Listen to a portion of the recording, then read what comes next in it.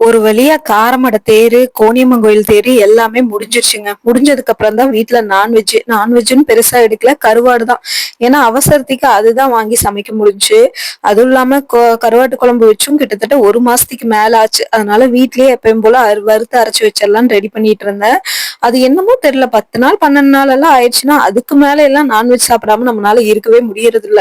அதனால வீட்லயே பாத்தீங்கன்னா வச்சு 3 நேரம் சாப்பிடணும் அப்படிங்கிறதுக்காக கொஞ்சம் குவாண்டிட்டி நிறைய வச்சுட்டேன். ஏன்னா மாவு இருந்தது. காலையில இட்லிக்கும் வச்சுக்கலாம், மதியத்துக்கும் வச்சுக்கலாம்.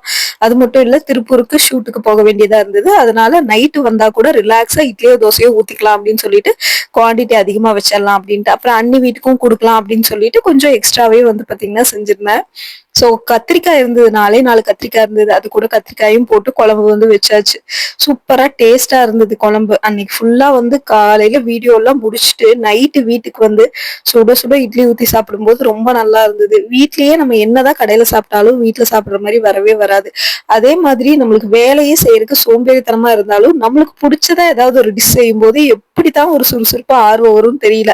அப்படியே பூஸ்ட் 4 பாட்டில் பூஸ்ட் குடிச்ச மாதிரி சுறுசுறுப்பா எந்திரிச்சு வேலை செய்வோம். அது நம்மளுக்கு புடிச்ச குழம்பு செய்யும்போது. சரி ரொம்ப நாள் ஆச்சு கருவாட்டு குழம்பு சாப்பிட்டு 10 நாளைக்கு மேல ஆச்சு நான்வெஜ் சாப்பிட்டுன்னு சொல்லிட்டு கருவாட்டு குழம்பு ரெடி பண்ணியாச்சு.